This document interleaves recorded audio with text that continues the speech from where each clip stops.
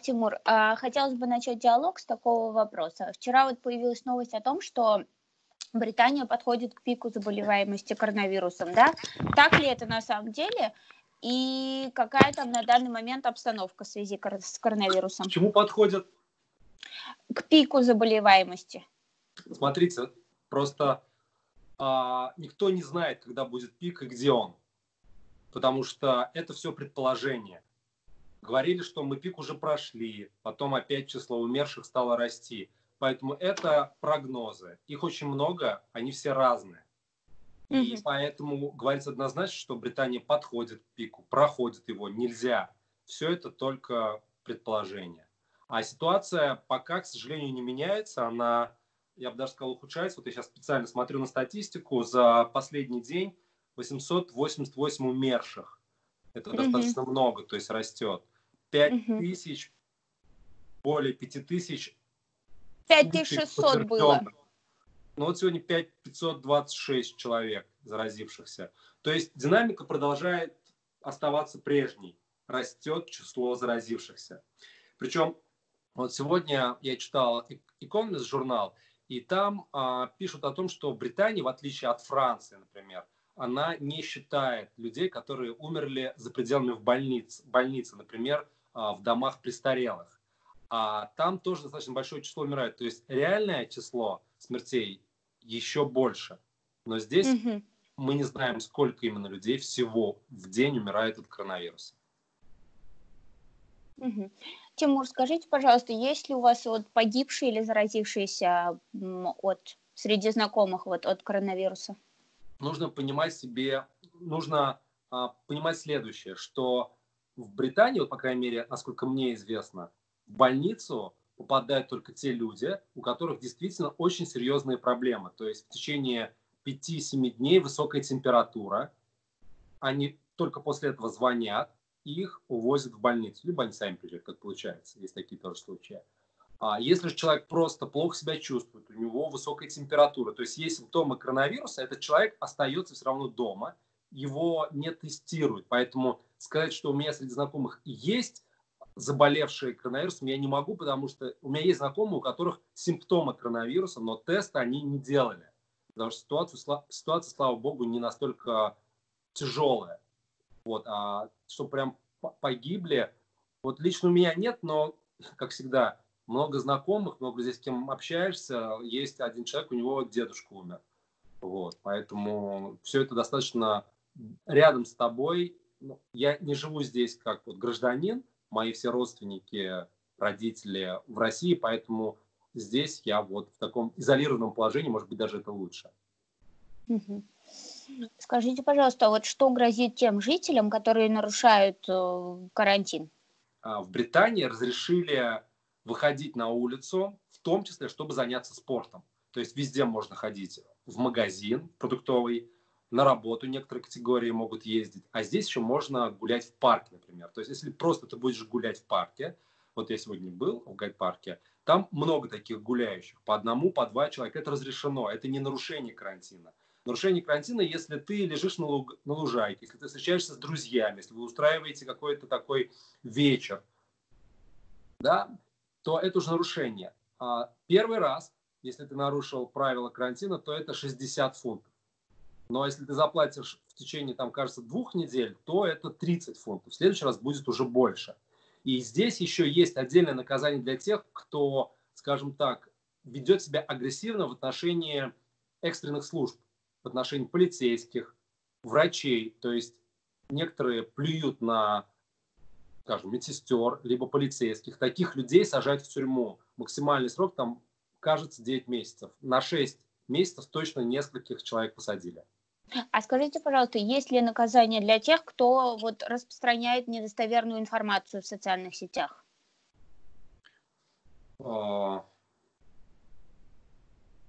Именно если говорить про пользователей, насколько я знаю, ну, то есть это же такая очень категория узкая. Возможно, наказание есть, но об этом не говорят.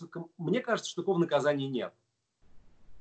Для СМИ это, конечно же, все однозначно. То есть недавно в эфире одного из телеканалов, ведущий, сказал, что связь 5G и коронавируса, ее нужно рассмотреть. Вернее, он сказал так, что почему все сразу отрицают эту связь?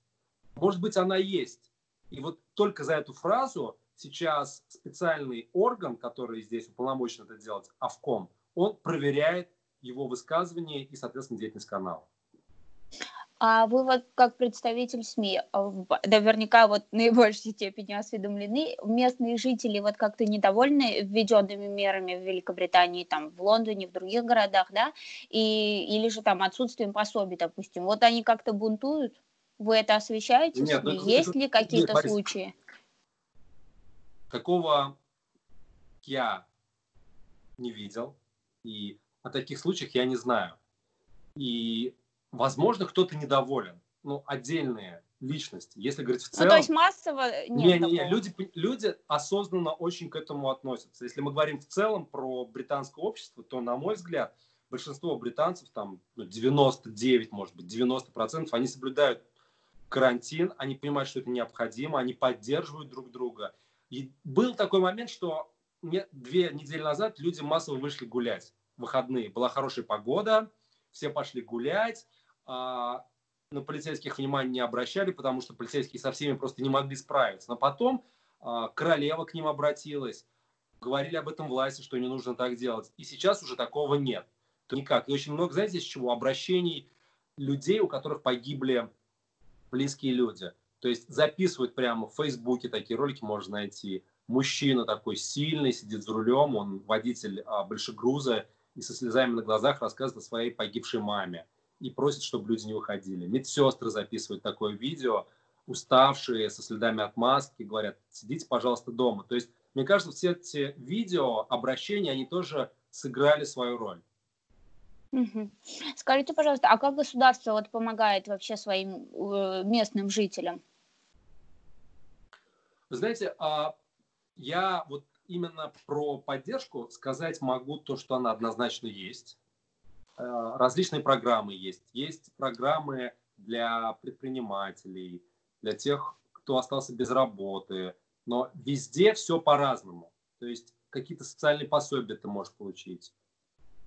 Тут нужно очень быть осторожным, потому что, с одной стороны, государство действительно говорит, мы вам поможем и помогает. Например, я точно знаю, что тем, кто остался без работы, им платят до 85% зарплат, до 80% зарплат, но не больше 2500 фунтов в месяц. И предпринимателям тоже обещают льготные кредиты. Хотя при этом по телевизору показывают сюжеты, в которых те самые предприниматели говорят, что мы не можем получить кредит льготный. Например, они обращаются в банк, приходят, а в банке им говорят, что вот льготного кредита нет, возьмите наш банковский кредит. То есть везде все по-разному. Вот вчера, например, появилась новость о том, что полиция заявила о резком росте всех видов онлайн-мошенничеств а также о двукратном росте случаев домашнего насилия. Вот вы как журналист сталкивались с такими историями? Может быть, вам писали, не знаю, там через знакомых вы вот узнали, что вот действительно да. Про домашнее насилие говорят достаточно много, и эта проблема очень серьезная. Более того, когда продлевали карантин здесь, ввели специальный пункт, что люди могут выходить на улицу после того, как они поссорились со своими близкими, чтобы остыть. И еще разрешили переехать. Если вдруг, скажем, вы там с мужем, с женой не можете найти общий язык, ты имеешь право переехать, и тебя за это не накажут. То есть, да, эта проблема существует. Про то, насколько она стала больше в процентах, это все, конечно же, пока невозможно сказать. Это все предположение. И, знаете, был такой интересный случай. Ведущая BBC, достаточно известная, она вела эфир, и она вот, когда говорила, она руку поднимала к лицу, а здесь у нее был номер написан. И я проверил, что это за номер. Это был как раз-таки номер горячей службы по поддержке тех, в отношении кого было совершено это домашнее насилие. Да, и еще я слышал, что есть в европейских странах, насчет Британии я не уверен, но вот во Франции специальное кодовое слово, когда ты приходишь в аптеку, ты можешь сказать это кодовое слово, и тогда фармацевт будет знать, что ты подвергаешься домашнему насилию. То есть эта проблема существует, и она, конечно же, серьезная. Что касается интернет-мошенничества, онлайн-мошенничества, то это факт, и таких случаев достаточно много. Приходят домой к бабушкам, предлагают сделать платный тест, пишут какие-то объявления, от банков приходят уведомления. То есть сейчас все мошенники, какие только есть, они пытаются вот в этой мутной воде поймать рыбку, украсть у нас деньги. И, конечно, здесь нужно быть всем внимательным. Вот специалисты заявляют о том, что смертность в Британии от коронавируса может стать самой высокой в Европе. Вы вот слышали от специалистов прогнозы? Это заявил советник правительства. Это было в прошлое воскресенье. В прошлое воскресенье. Все дело как раз-таки в той самой динамике. То есть число заразившихся и умерших, оно увеличивается, продолжает увеличиваться. Почему это происходит, здесь сейчас спорят. Одна из версий, я об этом сегодня писал Economist, потому что поздно приняли меры, поздно начали контролировать ситуацию. Сначала Британия хотела, чтобы люди выработали так называемый коллективный иммунитет, когда большинство британцев, они переболеют в легкой форме COVID-19, но зато потом они уже не смогут заразиться. Сначала была такая стратегия. И как вот сейчас считают некоторые ученые, это как раз-таки было неправильное решение. Потому что нужно было сразу, как и остальные страны европейские, вводить запреты. Например, можно было сюда спокойно приехать из Италии, Испании, когда уже там бушевала вот эта зараза, да, карантина никакого не было. Поэтому возникают вопросы к действиям правительства, и, возможно, будет действительно такая ситуация, что больше смертей, чем в Италии или Испании. Но пока, опять-таки, это лишь предположение. Скажите, пожалуйста, что лично для вас стало сложным вот с введением карантина, да, и с какими трудностями лично вы там в работе, не знаю, вот в личной жизни столкнулись? Если говорить про нашу работу, то ее стало больше. То есть, это, я думаю, вы сами прекрасно знаете, чувствуете на себе. Какие-то прям вот трудности, которые сильно повлияли на меня. Но тут нужно понимать, что я живу здесь один, со своей женой. Все остальные мои родственники, моя мама, они в России, мама в Казани.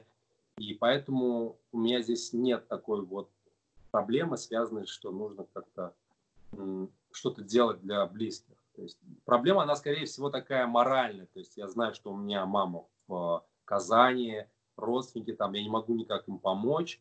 Нужно каким-то образом беспокоиться о них, помогать через знакомых, уговаривать, чтобы они уходили на улицу, если кто-то там считает, что ничего страшного нет, можно гулять, да. То здесь сложность, с которой мы столкнулись, мы имеем право выходить на улицу, журналистам здесь разрешают снимать.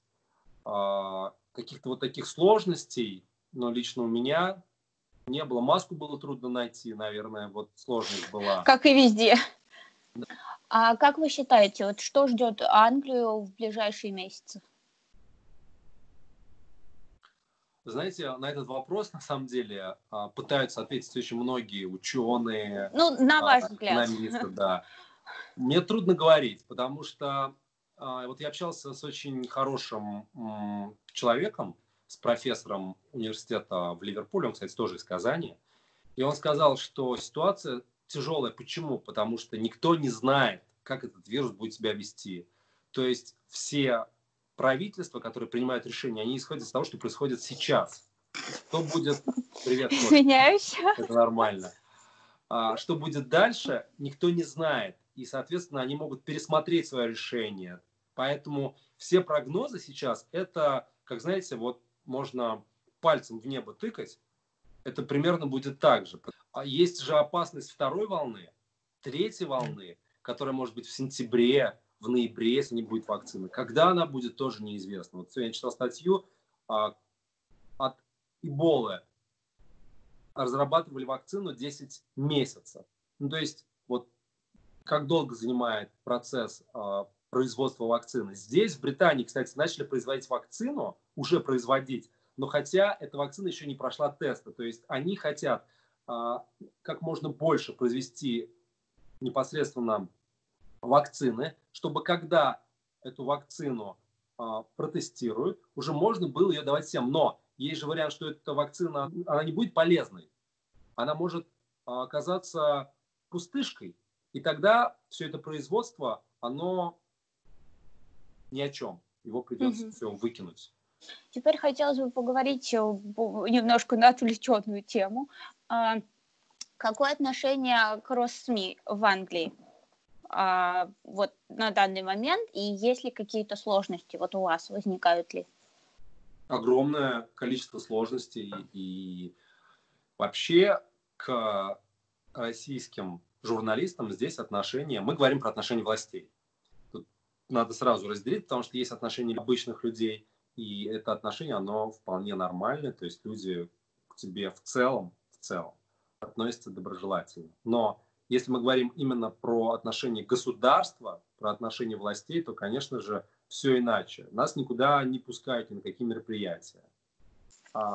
Никто нам не дает интервью. То есть вот сейчас ситуация, сейчас коронавирус, карантин. Нам хотелось бы услышать от министра здравоохранения, предположим, вот что они собираются делать, какие у них есть варианты. Но никогда нам министр здравоохранения не даст интервью, потому что мы российская СМИ. Или даже вот пример. Здесь есть экспертное сообщество очень такое сильное. И одна такая вот экспертная группа проводила по интернету, по скайпу совещание, дискуссию по поводу коронавируса. Нам, как журналистам иностранным, прислали приглашение. Но когда мы отправили запрос, нам даже не ответили. Это постоянно. То есть, условно, вся информация, которая она есть из СМИ местных, от тех людей, с кем мы общаемся, от наших источников, и от экспертов, с которыми мы смогли наладить отношения. От властей здесь ничего нет. И на самом деле, мне кажется, здесь вот есть такая диспропорция. Если взять британские СМИ в России, в частности в Москве, Sky News, BBC, они работают где хотят. Им дают интервью власти. А журналист Sky News, она делала свой сюжет со стройки больницы инфекционной в Москве. Нас туда в жизни не пустят на территорию этой больницы. Мы будем писать 25 запросов, проведем в переговорах, я не знаю, 5 дней, но нам скажут, извините, мы сейчас вот пытаемся записать простой пример. Записать интервью с врачом. Врач русский, он согласен. Обычная больница Лондона. Так как она врач, сейчас запретили им давать интервью без разрешения. Что, в принципе, логично. Но другие врачи, в принципе, дают. То есть, в целом, врачи дают интервью, но нужно получить согласие. Причем мы говорим, мы не хотим про вашу больницу задавать вопросы. Нам просто хочется пообщаться с человеком, как вот они, как вот мы с вами сейчас общаемся. Ответа до сих пор нет, а это было 3 дня назад, и его не будет. То есть им легче не ответить, чем отвечать. Поэтому и постоянно, конечно, здесь вот у них уже мантра обвинять нас в дезинформации. Что-то им не нравится, значит, российские СМИ дезинформируют. При этом то, что пишет Daily Mail, это такой таблоид местный, вообще, мне кажется, никого не интересует. Они могут писать всякую чушь, про Россию я имею в виду, и придумать какие-то небылицы, но это нормально, это можно. А вот если там российское СМИ, не дай бог, что-то скажет, мнение какое-то выскажет там, в России, причем эксперт говорит свое мнение, они сразу же ставят ярлык, что это Кремль пропагандирует и так далее. А как вы думаете, почему такое отношение? Вот вы согласны с тем, что пропагандистским СМИ? То есть, если да, что вы на это отвечаете, если вам вот заявляют так? Смотрите, здесь же никто ничего не заявляет. Здесь общения как такового нет. Да? Нет никакого контакта с властью.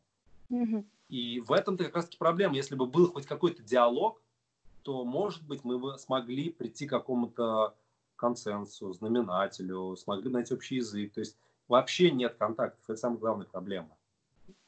А как вообще развиваются СМИ на Западе и в каком направлении двигается? То есть вот будут ли вообще печатные СМИ или все в интернет уходит?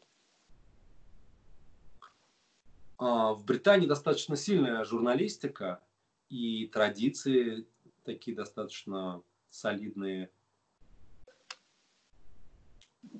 Вот сейчас кризис.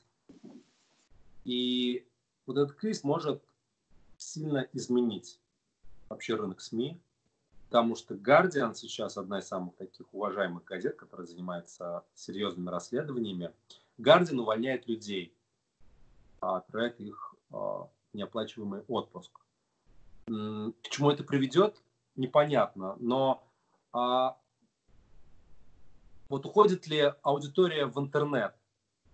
С одной стороны, да, но при этом газеты все равно здесь читают и выписывают именно печатные версии. Поэтому, но я думаю, что Британия здесь не отличается от других стран, европейских, западных стран, где, конечно же, читателей в интернете становится все больше и больше. Поэтому сейчас очень многое будет зависеть, на мой взгляд, от того, как издание и вообще рынок в целом сможет выйти из этого кризиса, связанного с коронавирусом. Какие медиа являются для вас эталоном? Вы знаете, вот до того, как я приехал в Лондон, для меня таким одним из эталонов была, конечно же, BBC, телекомпания. Но вот за 3 года я, если можно так сказать, разочаровался в этой телекомпании, в их политике, в корреспондентах, которые работают. Почему? Ну, потому что то, что они показывают, как они это делают, это точно не объективная журналистика, как они себя... То есть они придерживаются той политики, которая есть у канала, на мой взгляд. Вот это не мое мнение. Это мнение тех людей, которые наблюдают за BBC здесь, в Британии. И пример – это Brexit.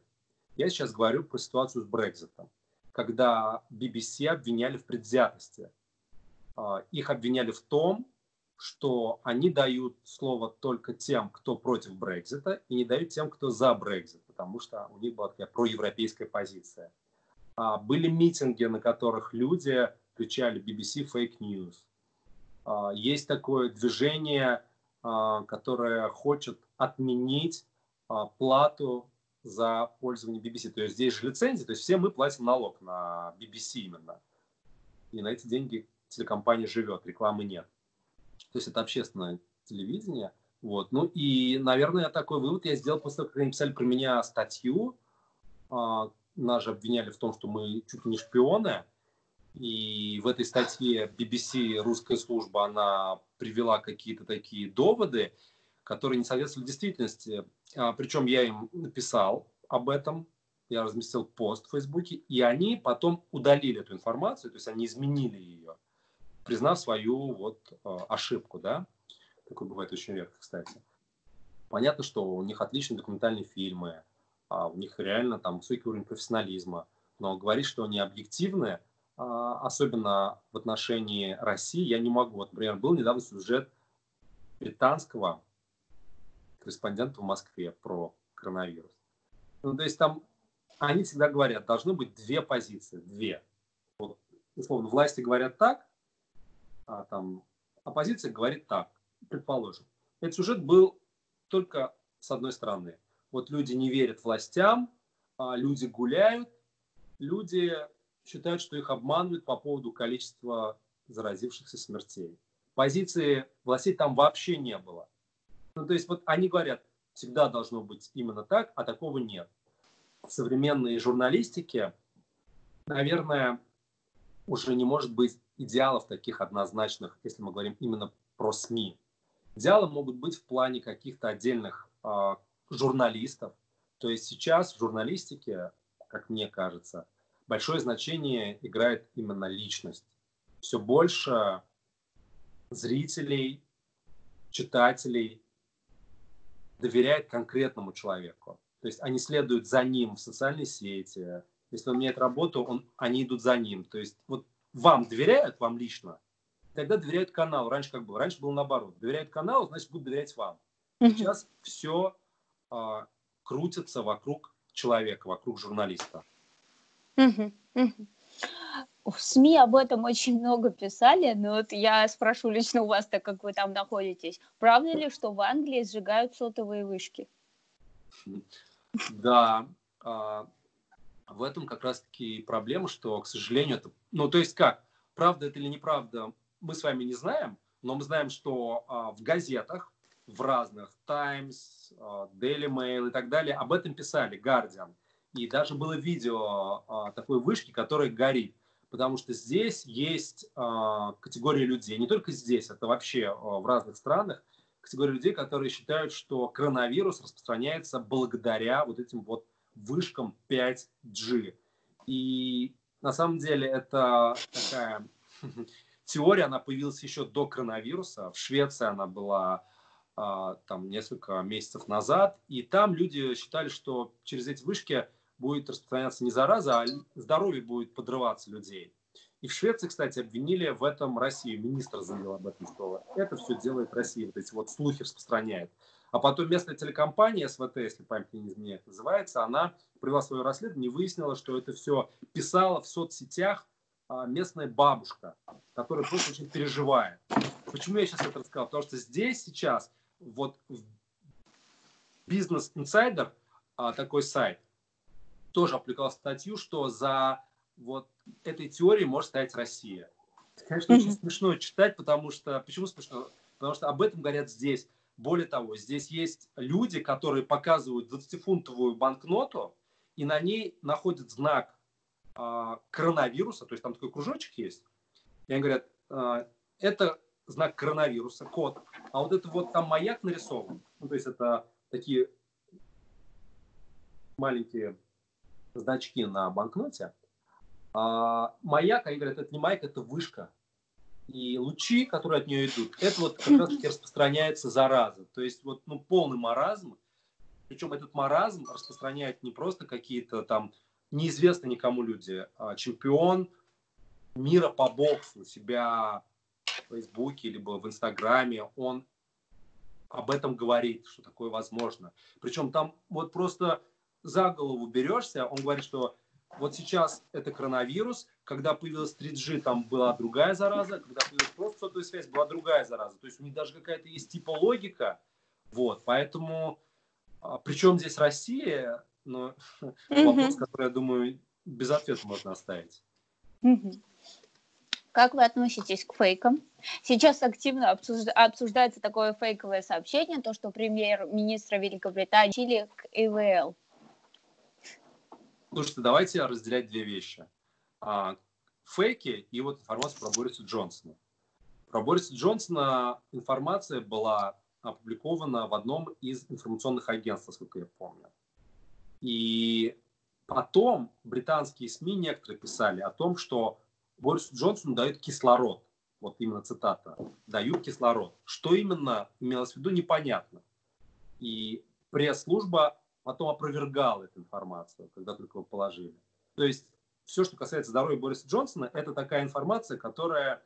Но шутить об этом не нужно, потому что следят за этим очень внимательно, и нет каких-то поводов не верить тому, что вот все, что с ним произошло, действительно произошло. То есть действительно он был в тяжелом положении, у него были тяжелые проблемы. Хотя там тоже есть нюансы. Например, писали, что его положили в больницу для обследования, чтобы сделать тест. Через день он попал в реанимацию, сказали, что просто на всякий случай. А потом, когда уже он выписался, британские СМИ написали, что он был чуть ли не при смерти, одной ногой в могиле. Ну, то есть вот здесь либо тебя кладут на всякий случай в больницу, либо ты одной ногой в могиле. А что касается фейков, это отдельная тема. К фейкам нельзя хорошо относиться. Фейки – это сейчас, наверное, очень ярко выраженная тенденция такая, что все сидят дома, все считают себя экспертами, Кто-то осознанно, кто-то неосознанно пишет, как он считает, все должно происходить. Очень много информации такой, что вот коронавирус не страшен, карантин не нужен, люди приводят какие-то аргументы, сравнивают ситуацию с гриппом. И самое обидное, что вот таким лжеэкспертам люди верят, потому что они говорят красиво, они приводят какие-то якобы аргументы. Вот это проблема, что человек, не разбирающийся в теме, но который либо хочет побольше подписчиков, либо у него какие-то другие мотивы, либо просто глупость. Тимур, теперь хотелось бы поговорить о вас, чтобы вы рассказали о том периоде жизни, когда вы жили в Казани, работали здесь, потом как вы переехали в Москву и как вы оказались в Лондоне. В Казани я жил до 2008 года. Работал на разных телекомпаниях. Работал на телекомпании «Эфир», работал на телекомпании ВГТРК, подразделение «Россия-24». В 2008 году я переехал в Москву и начал работать на Первом канале. 3 года назад у меня началась командировка в Лондон, и я здесь сейчас нахожусь. Хотелось бы у вас задать такой вопрос относительно того, что летом прошлого года вы в своем Инстаграм написали о гей-параде, да? И на вас посыпали. Вы написали, что все это выглядит очень вульгарно, это не карнавал, зачем устраивать оргию ночь на глазах у всех. И вот и при том, что вы сказали, что вы не расист и не гомофоб. Тогда почему вы против этого шествия? Ну, то есть, что вас смущает, какова ваша позиция, да? И как местные жители, надо сказать, да, привыкшие к этому, как они реагируют на это вот на данный момент? На самом деле, с местных жителей все и началось.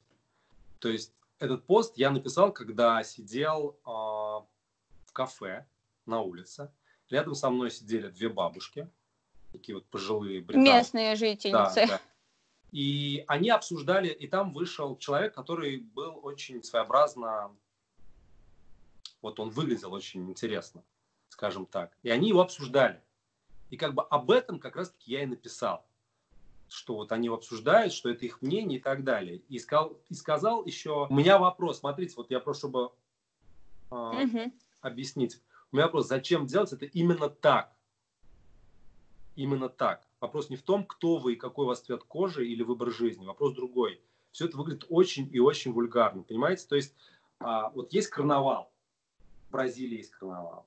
Здесь есть карнавал. Окей, но вопрос был в другом. Когда это... Ну вот мы снимали чемпионат мира. Тогда он проходил в то же самое время, когда был этот парад. И мы были в центре. Там были 14-летние девочки-мальчики, 12-летние. И они все участвовали и были, скажем так, не совсем трезвые. И вот это все, то есть и все это каким-то образом поощрялось. Ну, то есть там все были такие. Понимаете, то есть вопрос же не в ориентации. Я вообще вот к этим людям отношусь. У меня есть друзья, у которых там ориентация не классическая, да, и там они знают, кто я знаю, кто они. Вопрос не в этом, вопрос в другом, что вот это выглядело настолько вот тяжело, да, что смотреть на это, причем, да, можно сказать, не нравится, не смотри. Что такое Инстаграм? Это твой какой-то личный мир. На меня накинули, что журналист Первого канала написал, так, стоп, я же это не в сюжете сказал, я же не сказал это в новостях, в прямом эфире. То есть Инстаграм — это какая-то такая твоя личная площадка, где ты высказываешь свое мнение, ты делишься какими-то своими мыслями, да. И здесь вопрос как раз-таки был о том, как это выглядит, как на это люди смотрят. Вот туда же британские бабушки, которые умеют держать себя в руках, рты пооткрывали, понимаете? Это вот из этого как раз-таки поста я сейчас процитировал. Вот об этом все, что я хотел написать, и было. Потом все развернули благодаря тому, что человек один как раз-таки подал это как журналист Первого канала. Так же, как сейчас мы с вами разговариваем, я сейчас говорю как человек, вот Тимур Саразиев. Да? Это мое личное мнение. Это не мнение телеканала, это не мнение руководства Первого канала, это мое личное мнение. Она очень, на самом деле, тонкая. Эта тема, она очень болезненная. И здесь сейчас с трансгендерами тоже все очень разворачивается своеобразно. Сначала всех убеждали, что трансгендер это хорошо, что это нормально и так далее, и так далее, и так далее. Да, это так. Но сейчас, ну, вот, если бы не карантин, уже должен был бы начаться суд над клиникой, больницей, которая меняет пол молодым людям, подросткам. Ну, то есть она не делает операцию, они дают им гормоны.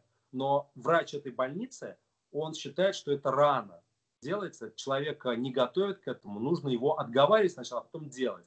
И есть один человек такой, который тоже прошел через это лечение гормонами, и сейчас считает, что если бы вот спустя какое-то время у него была возможность все изменить, он бы изменил. То есть идет переоценка, да? Вот вы сказали то, что вы живете в Лондоне уже 3 года, и по вашим наблюдениям, чем англичане похожи на татар? И чем они отличаются? Тут есть интересный очень такой нюанс. И татары, и англичане очень любят чай с молоком. Не так много национальностей в мире, которые любят чай с молоком. Здесь пьют чай с молоком, причем спорят, что сначала наливать, чай или молоко. Я думал всегда, что чай однозначно. Когда я тоже написал об этом у себя в Инстаграме, мне начали люди из Татарстана писать, что нет, сначала нужно наливать молоко и объяснять, почему. То есть, скажите, пожалуйста, часто ли вы бываете в Казани? К сожалению, не так часто, как хотелось бы, потому что это условия работы такие, что ты можешь ехать в Россию только либо в отпуск, либо в командировку. Но последний раз в Казани я был в январе. Скажите, пожалуйста, приходится ли вам в Лондоне разговаривать на татарском языке? Так мне в России-то практически никогда не приходится разговаривать на татарском языке. Нет, здесь... есть ли там татарская община вообще? Вот? Да, татарская община есть. Раньше даже устраивали сабантуй. Встречаются очень редко. Меня приглашали, я общаюсь, ну сейчас вот меньше, практически не общаемся, потому что сейчас все заняты, видимо, с татарами, которые здесь живут. И, к сожалению, на те мероприятия, которые они устраивали, я не мог попасть по причине того, что в этот момент мы снимали. Тимур, спасибо вам большое за интервью, было очень интересно. Пожалуйста.